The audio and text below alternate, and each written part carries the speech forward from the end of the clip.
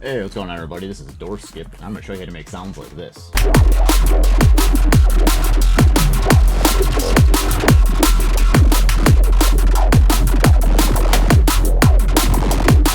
Sounds pretty cool. All right, so let's just hop right into it. So first thing I like to do is I like to make my drum pattern first, so just I have something to work with in context of my sound design. I open up a Serum. And then so I send that Serum to a mixer track, like you would do with anything. I bring it down to under this, the mix down range around under 6 decibels, so everything kind of fits nicely. I also make sure I have like compression on this to make sure it's not peaking or anything, because you don't want that.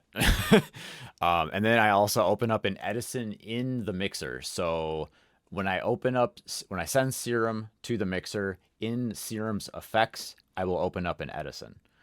So I have this Edison pulled up under Serum. So now if I do any recording, it won't record any of the drums or anything like that. It'll just record Serum, and that's all we want. And then you'll have plenty to work with. So I will show you how we do that. So, and then also obviously open up a piano roll, so you can like set up like a MIDI. It just makes it like you can definitely play the keyboard while you're doing it, but then you have a little less control over the encoders and everything. So got that all taken care of. So let's actually, we can just get this out of the way. And so yeah, having these detached is really nice, so they aren't gonna go anywhere. I do have a sub down here, but let's just put this over. I don't know if it's gonna sound good with the sub, but so we can play this. It's okay, but we'll figure that out. So if we wanted to record that, obviously we can start recording that.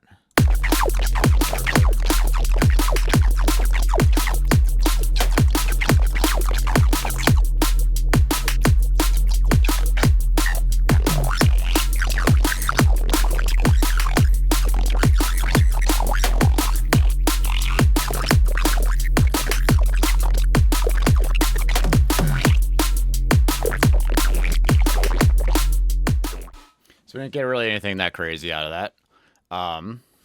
But we can drag this over. And so now we have what we just played. And then we can create new. So now it's all clear. And then so we have all the samples there, and we can go in and cut them up if we need. But I actually do want to go over the encoders a little bit. So I got these encoders from Intech. Pretty nice. You can map them, put like color on it. It's pretty cool. So for this guy, I have just like the wavetable position set up, and then the other wavetable position over here. Then I have the FM right here on oscillator 1. And then I think I just have, I got a bend on oscillator 2. I believe this controls the octave. So if I want to make some changes to the octave, I can do that quick. I don't think there's anything on these two down here. So let's go over to the filter and LFOs. So I have filters right here. And then you can adjust or I have it set up so you can adjust the resonance right here. And you can map these however you want. If you have a better idea, or if you just want to put just macros to that, you totally can. Like for here, I have just the LFO 1 rate, the starting position, and then LFO 2 rate, starting position. And then I don't believe I think I do have these set up. So this one is for the EQ here and the EQ here. So I can just quickly control some of the frequencies. But yeah, I'm just gonna mess around for a minute, and then I just want to show you how you can actually discover sounds this way. Like I made a lot of patches today. In fact, I think I kind of want to use a little different one. Let's go to these ones. I made all of these today. So let's go to LFO. Yeah, let's go this one. I like this one. All right, let's just hear how it sounds. It might not sound great right away, but we'll make it work. Ooh. All right, first we got recorded. All right, now it's recorded.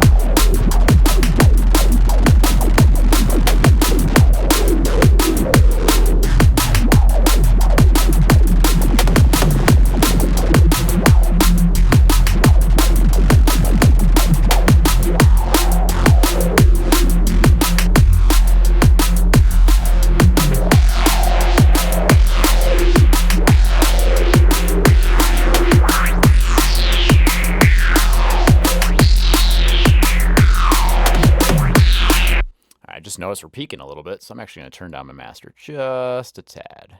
But we're getting some pretty cool noises out of that. Let's try another one. So yeah, all this is still recording, but it's not recording anything else, as you can see. Yeah, it's just the synth. There's no drums in there or anything. So, but yeah, let's try.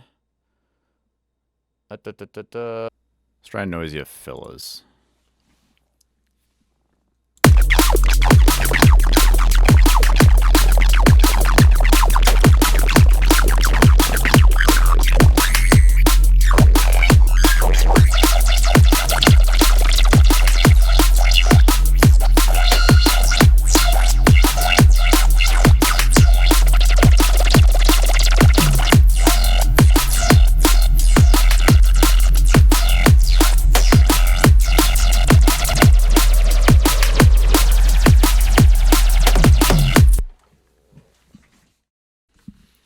All right, so now that we have all those samples that we just created right here, I'm actually gonna close this, make things easier. So this is a little bit of a long process. So you're gonna have to go in and listen to each section at a time. What I like to do is I'll just like drag it to the drum, like the drums over here, and then hopefully it should be pretty lined up. You might have to line it up and then maybe like let's just assume that this is all lined up. You can just make a cut right there. Let's just say you really like this, then you would take it and then you just put it over there. So now you got yourself a good sample, so you can go in later, save it as a sample. Sample, save as. There you go. And you got yourself a sample. So you just keep doing that. You just keep cutting them up. See what you like, and then you just put them in a folder, and then whenever you decide you want to make a track, you just drag those in. You could maybe just take like a little bit of it, use it as like a little fill on the 8, and then there you go. You got a nice little fill, and you can have like you can take multiple basses and have like a nice call and response, and it just makes things so much easier. So obviously work with a separate sub and you'll be fine, and just, yeah, cut up your samples, and there you go. Yeah, I highly recommend just get some encoders and just mess around. You might discover some pretty cool sounds. Just keep learning, and yeah, I hope this helped you out. Have a good one.